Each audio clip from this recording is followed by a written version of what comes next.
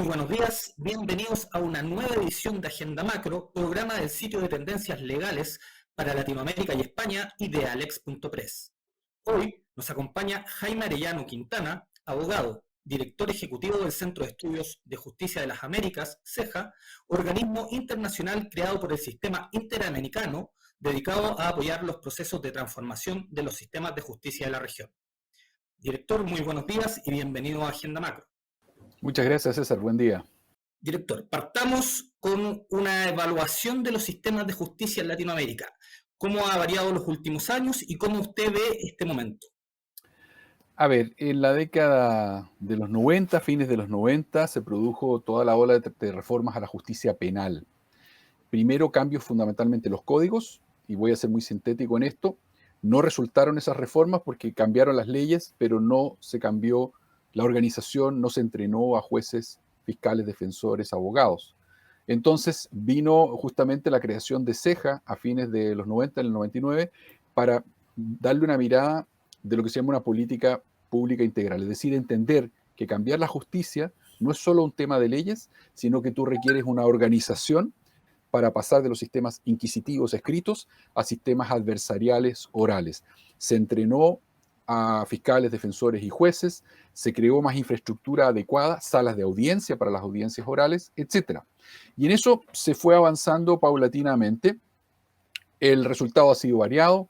Ha habido países como Chile, Argentina, Colombia, Costa Rica, en que el avance fue bastante significativo. Estoy mencionando solo algunos y estoy siendo injusto con otros. Perú también avanzó muchísimo. Uruguay recientemente fue de los últimos países en incorporarse.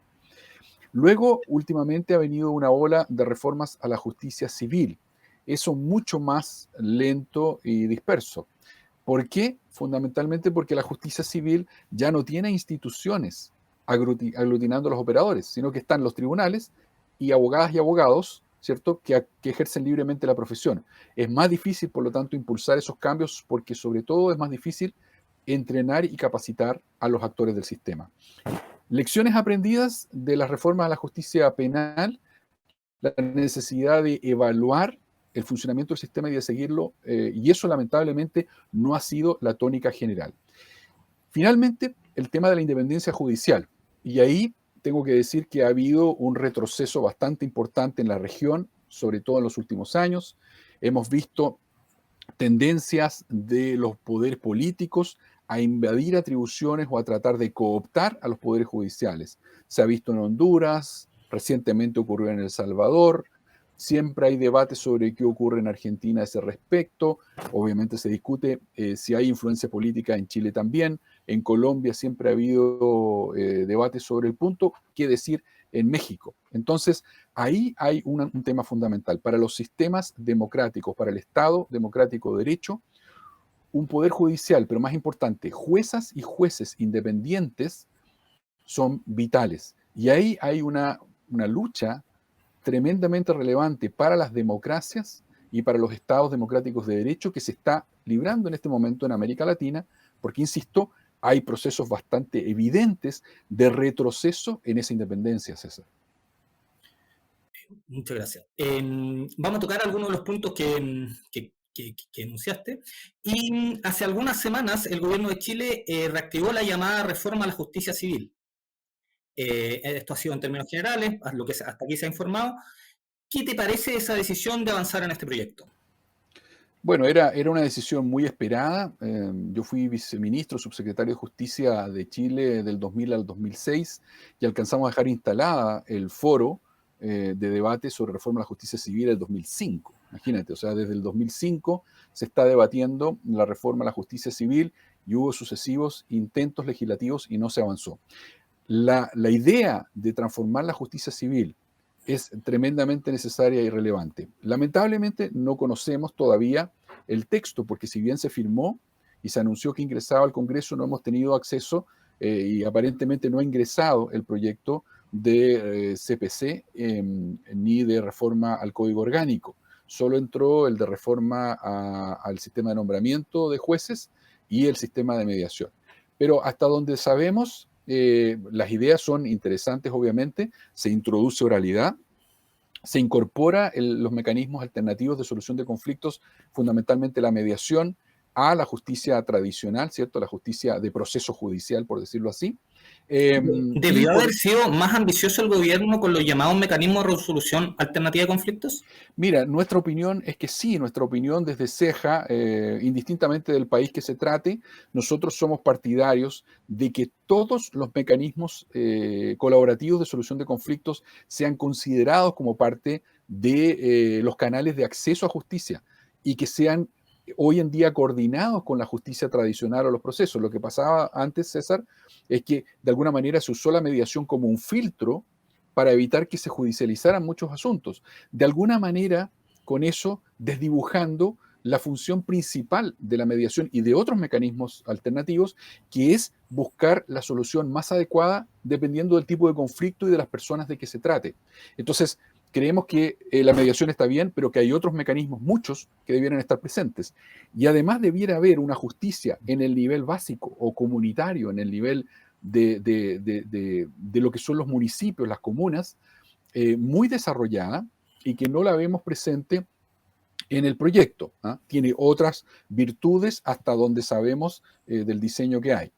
Recién lo nombrabas, pero también hubo un anuncio de cambios profundos al actual sistema de nombramiento de jueces y juezas en Chile y que la institución que usted dirige fue parte de esta mesa de la reforma. ¿Por qué es importante avanzar en la independencia judicial y en especial en el sistema de nombramientos? A ver, voy a partir primero de una declaración que es importante para que ponderemos o comparemos el sistema judicial chileno con el de otros países de la región.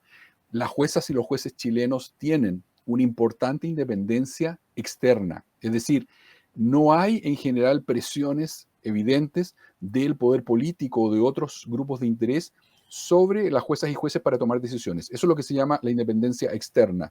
La independencia externa de los jueces y juezas chilenos es muy alta, de buena calidad en general. Obviamente pueden haber excepciones y casos, pero en general está bien resguardada. El problema que hemos detectado y en el que coincidimos prácticamente todos es que hay un problema de independencia interna, al interior del Poder Judicial. ¿Por qué? Porque recuerden, la idea de la independencia es que cada juez y cada jueza, enfrentado a un caso en particular, tenga total autonomía para decidir conforme a derecho y a las pruebas que se le presentan, sin ningún tipo de influencia. ¿Cuál es el problema? Y por eso la conexión con el sistema de nombramientos, que el nombramiento de juezas y jueces en Chile tiene mucho que ver, o más bien depende, de, en primer lugar, las cortes de apelaciones, que son sus superiores jerárquicos, que revisan sus fallos, que también controlan el comportamiento de esos jueces y juezas y que conforman, arman las ternas que van al Poder Ejecutivo luego para escoger dentro de esas tres personas a quién va a ser nombrado juez o jueza o secretario en algún tribunal. También esas mismas cortes de apelaciones o la Corte Suprema en su caso participan de la formación de ternas para ministros o ministras de cortes de apelaciones. Y luego la propia Corte Suprema forma quina o cinquena, una lista de 5, para escoger a un ministro o ministra de la Corte Suprema, en todos los casos yendo esas listas a decisión del presidente o la presidenta de la República a través del Ministerio de Justicia. Entonces, insisto, el problema que siempre hemos visto ahí es que las juezas y jueces dependen en su carrera y en las posibilidades de ascenso, en las posibilidades de ir a otros cargos superiores, de, a su vez, las Cortes de Apelaciones y la Corte Suprema. Y esto nos parece que es desviar la función de estas Cortes, que tienen una función fundamentalmente jurisdiccional, que debieran resolver por vía de revisión en la apelación o por vía de casación y de nulidades en general en la Corte Suprema, y no dedicarse a labores administrativas. Entonces, este proyecto de ley avanza en la línea de lo que se discutió en esa mesa de diálogo, pero en nuestra opinión todavía no avanza lo suficiente. Uno, porque la comisión o el Consejo de Nombramientos sigue relacionándose con el Ejecutivo a través del Ministerio de Justicia. Nosotros en la mesa habíamos planteado que fuera un ente autónomo, separado totalmente del Poder Ejecutivo. Y segundo, porque hay una participación todavía de la Corte Suprema a través de dos de representantes suyos, que en nuestra opinión no es, digamos, adecuado, porque lo que se está buscando es justamente cortar la dependencia de jueces y jueces de los superiores jerárquicos que no debieran tenerlo, sino que lo que debieran tener son superiores de control jurisdiccional. ¿Qué cambios haría usted al respecto en el actual mecanismo consagrado en la Constitución para el nombramiento de los ministros de la Corte Suprema? ¿Es para usted un mecanismo bueno? A ver, yo creo que es un mecanismo que ha cumplido en su momento un periodo razonable de funcionamiento y ha mostrado ventajas y desventajas, ¿cierto? Sin duda, la ventaja ha sido que al exigir un sistema de acuerdo tripartito, ¿cierto? Corte Suprema que forma la lista de 5, el Poder Ejecutivo que escoge dentro de 5 a una persona y el Senado que por 2/3 tiene que ratificar ese nombre, por lo tanto requiere acuerdo con la oposición del momento. El gobierno no puede nombrar a un ministro o ministra de la Corte Suprema por sí solo. Eso tiene una ventaja que es evitar, ¿cierto?, el nombramiento con una intencionalidad política absoluta y va equilibrando las cosas. Pero ha demostrado, por otro lado, que tiende a expulsar un poco a aquellas a veces buenas candidaturas, me refiero a juezas o ministros de corte que han destacado por algún tipo de fallos y que no gustan a un sector político o por otro tipo de fallos que no gustan a otro sector político. Y hay entonces una dificultad en eso. Yo no soy contrario a que se analice las decisiones de los jueces y las juezas a la hora de decidir nombrar, si es que el nombramiento tiene un carácter político. Y en el Senado es lógico que se cuestione su postura frente a determinadas cuestiones, porque al parlamentario le interesa conocer esa visión. Lo hago más sencillo. Entonces, yo soy partidario, en Cejas somos partidarios, de un sistema de nombramiento de ministros y ministras de la Corte Suprema, en que en primer lugar no tenga participación la propia Corte Suprema. Y esto es bastante evidente porque nuevamente, de lo contrario, lo que nos encontramos es con lo que se llama la teoría del club privado, ¿cierto? En el club privado, los miembros actuales del club deciden quién puede entrar o quién no. Y si la propia Corte Suprema es la que forma una quina, lo primero que ocurre ahí es que se produce inconsciente o inconscientemente una selección de gente parecida a uno, GCU, gente como uno, en el pensamiento, en el género, etc. Por eso no se explica, sino de otra manera, que habiendo más del 50% de mujeres al nivel del primer grado, es decir, de jueces y juezas de letras, cuando llegamos a las Cortes de Apelaciones ya baja esa presencia femenina, y qué decir en la Corte Suprema. Entonces, insisto, tanto porque no parece relevante que la propia Corte Suprema participe del proceso de nombramiento de sus integrantes, porque eso tiende a cerrar la participación. Y miren ustedes otras Cortes Supremas, como la norteamericana, que es bien emblemática en esto, no participa la Corte Suprema norteamericana de las candidaturas de nombramiento de sus miembros, sino que es el poder político en el presidente o presidenta y el Congreso, el Senado, los que toman esa decisión. Yo respeto que, sin embargo, todavía haya un debate político, jurídico sobre esto, que significaría, para mi parecer, una selección, en primer lugar, en base a mérito, y segundo, una selección que va a ser una mezcla técnico-política, porque es razonable que así sea. Tengo que recordar esto, César. Los ministros y ministras y las jueces y jueces en general no son producto del soberano, no son elegidos. Y esa fue la decisión que hemos tenido en general en América Latina, no elegir a nuestros jueces y juezas, lo que a mí, en lo personal, me parece bien y razonable. Pero eso quiere decir, por lo tanto, que tiene que haber algún grado de legitimación o de conexión con el soberano, con la ciudadanía, y ese es un mecanismo indirecto a través del Congreso y a través del gobierno respectivo. Pero insisto, creo que es razonable que esta Corte Suprema, además, y aquí hago un segundo punto, se abra. Porque esta idea de que la Corte Suprema se forma de los ministros y ministras de cortes de apelaciones que ascienden y solo de 5 que pueden ser de fuera, a mí no me hace sentido. Países como Canadá tienen carreras judiciales, entre comillas, abiertas. Es decir, participan personas de fuera con 10 años de ejercicio y experiencia docente o de litigación con las personas de dentro del sistema, en igualdad de condiciones. Porque al final lo que se necesita también es dar buenos y frescos aires al Poder Judicial, para que no haya una especie de uniformación de la mentalidad y las visiones, sino que siempre haya ventanas abiertas que permitan refrescar esto. ¿Corre peligro ese sistema de politizarse? Siempre va a estar politizado. ¿Es peligroso que se partidice? Claro, ahí está el problema. Cuando se partidiza.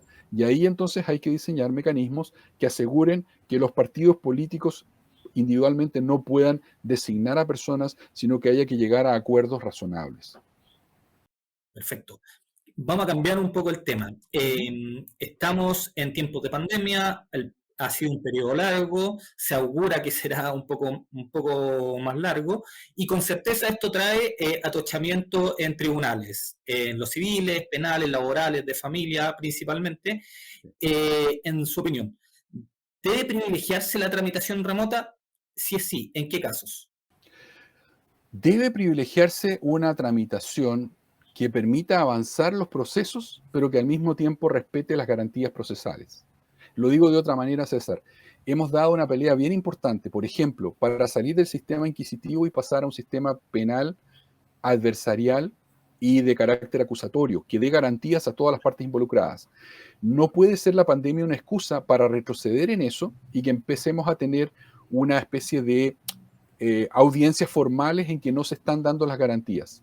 ¿Quiere decir eso que yo me opongo al uso de tecnología? Es todo lo contrario. Estoy diciendo, soy un entusiasta del uso de la tecnología, pero no creo en el fetiche de la tecnología. La tecnología tiene que estar al servicio de la justicia y no la justicia al servicio de la tecnología. Entonces, creo que se ha ido haciendo un esfuerzo bien importante por usar las plataformas electrónicas que hoy en día existen para videoconferencia y desarrollar en lo posible audiencias en base a esas plataformas. ¿A dónde tenemos que avanzar?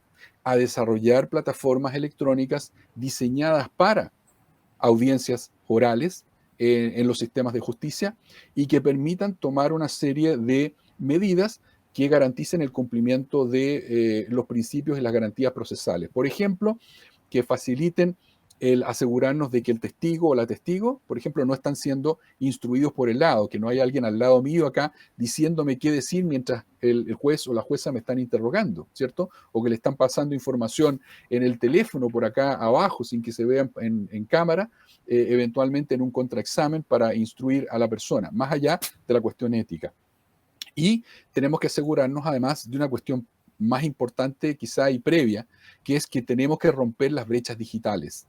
Y eso significa que, igual que pasó en educación, no podemos instalar plataformas de tramitación online de audiencias orales si no nos aseguramos a su vez de que las personas que tienen que recurrir a la justicia tengan capacidad de acceder digitalmente a esa plataforma. Eso significa que los estados van a tener que hacer lo que yo llamo una inversión, una inversión en desarrollo estratégico digital para la justicia. Igual que habrá que hacerlo para la educación, por ejemplo. Y eso requiere, claro, recursos y tomar decisiones, pero lo que no hay que hacer es, digamos, decir, tengo solucionado el problema usando plataformas electrónicas, si resulta que con eso se generan brechas incluso a veces peores de las que habían antes. Ojo, yo creo que las plataformas electrónicas lo que están haciendo hoy en día es facilitar muchas cosas, pero tenemos que preocuparnos, insisto, en crear incluso procesos para desarrollar online. ¿Ah? Y creo que eso es algo que yo le echo de menos en el Código Procesal Civil o en el proyecto hasta donde lo conocemos. Se pone obviamente en el lugar de cómo se tramita conforme a la ley de tramitación electrónica de las causas. Pero no me queda tan claro, no conozco el texto, puedo estar equivocado, no me queda tan claro que regule cómo desarrollar una audiencia oral de manera electrónica, contemplando, e insisto, el cumplimiento de las garantías. Eso me parece muy importante y me parece importante también que las juezas y los jueces tengan lo que llamamos capacidad o facultades para el manejo de causas. El manejo de causas en materias civiles significa que los jueces y las juezas puedan dirigir el asunto hacia el tipo de solución más adecuada, pero dentro del proceso judicial también, por ejemplo, puedan asegurarse de que las partes no tomen, digamos, medidas dilatorias y que se encauce de la manera de solucionar más rápido el asunto, que se eviten pruebas que no hacen falta, que se produzcan solo las pruebas necesarias para aclarar los hechos que son controvertidos, en fin, buscar darle al juez, por un lado, facultades para hacer avanzar los procesos lo más rápido posible. Perfecto. Viene un periodo en Chile de enorme trascendencia, que es la construcción de una nueva constitución, la cual contiene capítulos al Poder Judicial, al Ministerio Público, al Tribunal Constitucional. ¿Qué debería incluir en materia de justicia la nueva Carta Magna? Yo creo que obviamente tiene que declarar algo y asegurar algo que siempre hemos sostenido, que es la independencia de la función jurisdiccional, ¿cierto? La independencia no del Poder Judicial, sino la independencia de juezas y jueces, como he dicho. Por lo tanto, conectado con eso, establecer un mecanismo de nombramientos que asegure la independencia interna de los jueces. Segundo, obviamente, mantener la autonomía constitucional que tiene hoy el Ministerio Público. Tercero, yo consagraría constitucionalmente la autonomía también de la Defensoría Penal Pública. Me parece que eso es un pilar fundamental para asegurar que eso esté presente. Me parece que si vamos a procurar garantizar el acceso a justicia, debiéramos consagrar en la Constitución el acceso a la justicia de manera material, y eso significa la creación de un Servicio Nacional de Asistencia Jurídica Integral que supere, digamos, el diseño de las actuales corporaciones de asistencia judicial y cree realmente un servicio con presencia territorial nacional, detalles que tendrán que quedar para la ley orgánica. Me parece, además, por otro lado, y creo que es el momento de introducirlo en Chile, por lo menos de debatirlo, que deberíamos pensar, César, en una justicia por jurados, por lo menos en materia penal, porque se ha ido produciendo un grado de distanciamiento de las personas de los sistemas de justicia, de crítica, porque muchas veces no se entiende de qué se trata un juicio penal, por ejemplo. Y está demostrado que en países donde esto funciona por jurados, como en Argentina, las personas que forman parte del jurado entran creyendo poco en el sistema de justicia y salen de esa experiencia entendiendo mucho más, entendiendo las dificultades que significa ser juez, fiscal, defensor, y lo difícil que es decidir en un caso penal, y valorando mucho más, por lo tanto, el sistema de justicia. Quinto, a esta altura, yo creo que hay que también considerar el tema de la justicia comunitaria. Y eso significa justicia, un sistema de justicia adecuado a ciertas comunidades. Tenemos que pensar en la justicia indígena, tenemos que garantizar acceso a justicia a grupos vulnerables y por lo tanto todo el tema de la perspectiva de género tiene que ser parte del diseño y consagrarse en la Constitución, porque una justicia hoy sin perspectiva de género, sin entender lo que estamos recién logrando entender muchos hombres y que las mujeres veían y sufrían o a veces ni siquiera captaban, es un tema que tiene que ser parte del debate. Hablando del debate, ¿qué le parece la disputa a la que han llegado en el Colegio de Abogados de Chile, dividido por su composición política, a debatir en medios de comunicación sobre el aporte o no del gremio al proceso? A mí me parece que eso es saludable. A mí me parece que los colegios de abogados no son solo un tema de las necesidades del gremio, sino que de alguna manera también son un ambiente de debate sobre cuestiones jurídicas nacionales, claro, que se pueden dar con más detalle, si tú quieres, que el debate que se da en televisión, en que el público en general se puede aburrir, ¿cierto?, de estos debates entre abogados. Entre abogados nos aburrimos entre nosotros mismos y probablemente ahí se pueden dar más detalles. Yo soy colegiado, así que, digamos, me siento con el derecho a decir esto sobre el colegio de abogados y me gusta que haya disenso, me gusta que un presidente no pueda lograr eventualmente establecer una postura única, sino que haya abogadas y abogados del directorio que tengan posturas distintas y se, digamos, planten en esa postura y el disenso, además, ojalá se exprese de manera dialogante. Director, agradecemos este espacio con agenda macro de Alex.press y desde ya le dejamos invitado a un futuro para continuar debatiendo las transformaciones a la justicia en la región. Recordamos a nuestros auditorios que esta entrevista estará disponible en nuestro canal de YouTube y en todas nuestras redes sociales. Muchas gracias.